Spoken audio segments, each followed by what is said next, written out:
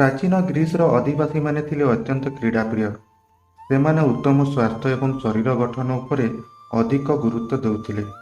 ସେମାନେ ବିଶ୍ୱାସ କରୁଥିଲେ ଯେ କ୍ରୀଡ଼ା କସରତ ସମୟରେ ଶରୀରରୁ ଯେଉଁ ଝାଳ ନିର୍ଗତ ହୁଏ, ସେଥିରୁ ଶରୀରର ସବୁ ଆବର୍ଜନା ବାହାରିଯାଏ ଏବଂ ତାହା ଦ୍ୱାରା ଦେହ ନିର୍ମଳ ରହେ। ଅଲିମ୍ପିକ୍ କ୍ରୀଡ଼ାକୁ ସେମାନେ ଏକ ପବିତ୍ର ଉତ୍ସବ ରୂପେ ଗଣନା କରୁଥିଲେ। ଯେଉଁ ବର୍ଷ ଏହି କ୍ରୀଡ଼ା ଅନୁଷ୍ଠିତ ହେଉଥିଲା, ସେ ବର୍ଷକୁ ଲୋକେ ଶାନ୍ତିର ବର୍ଷ ରୂପେ ପାଳନ କରୁଥିଲେ। ଏପରିକି ଗ୍ରୀସର ରାଜାମାନେ ନିଜ ନିଜ ମଧ୍ୟରେ ଚାଲିଥିବା ଯୁଦ୍ଧ ବନ୍ଦ କରିଦେଉଥିଲେ। କେହି ଜଣେ ଅଲିମ୍ପିକ୍ ଉତ୍ସବକୁ ଯାଉଛି ବୋଲି କହିଲେ ବାଟରେ କେହି ତାର ପ୍ରତିରୋଧ କରୁନଥିଲେ। ଅଲିମ୍ପିକ୍ କ୍ରୀଡ଼ାରେ ଯେଉଁମାନେ ବିଜୟ ହେଉଥିଲେ, ପୁରସ୍କାର ସ୍ୱରୂପ ତାଙ୍କ ମୁଣ୍ଡରେ ଅଲିଭ୍ ଡାଳର ଏକ ମୁକୁଟ ପିନ୍ଧାଇ ଦିଆଯାଉଥିଲା। ଅଲିଭ୍ ଡାଳକୁ ସେ ଦେଶର ଲୋକେ ଅତ୍ୟନ୍ତ ପବିତ୍ର ତଥା ଶାନ୍ତିର ପ୍ରତୀକ ଭାବେ ବିବେଚନା କରିଥାନ୍ତି। ଅଲିମ୍ପିକ୍ କ୍ରୀଡ଼ା ଖ୍ରୀଷ୍ଟପୂର୍ବ 776ରୁ ଆରମ୍ଭ କରି ଖ୍ରୀଷ୍ଟାବ୍ଦ 393 ପର୍ଯ୍ୟନ୍ତ ପ୍ରତି 4 ବର୍ଷରେ ଥରେ ଲେଖାଏଁ ନିୟମିତ ଅନୁଷ୍ଠିତ ହେଉଥିଲା।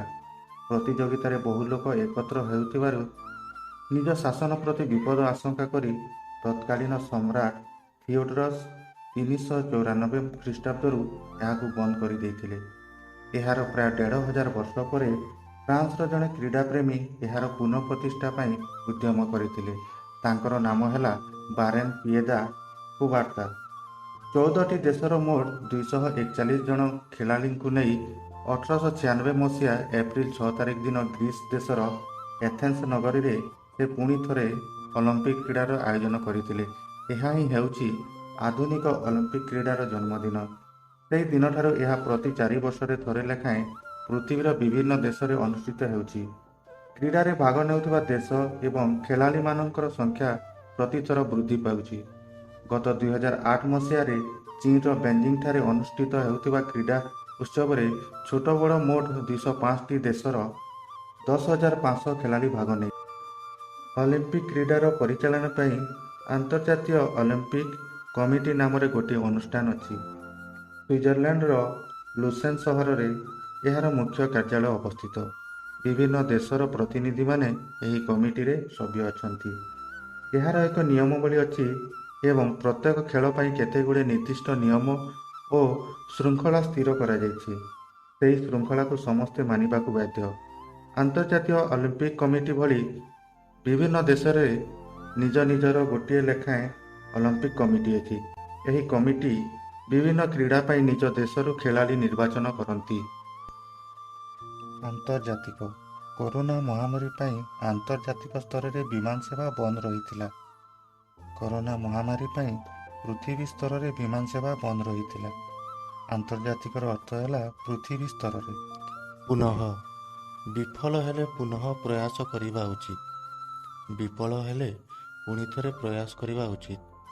ପୁନଃ ଅର୍ଥ ହେଲା ପୁଣି ଥରେ। ଅଲିମ୍ପିକ୍ କ୍ରୀଡ଼ା ଖ୍ରୀଷ୍ଟପୂର୍ବ 776ରୁ ଖ୍ରୀଷ୍ଟାବ୍ଦ 393 ପର୍ଯ୍ୟନ୍ତ ଚାଲିଥିଲା। ଶାସନ ପ୍ରତି ବିପଦ ଆଶଙ୍କା କରି ଥିଓଡରସ୍ 394ରେ ଏହାକୁ ବନ୍ଦ କରିଦେଇଥିଲେ।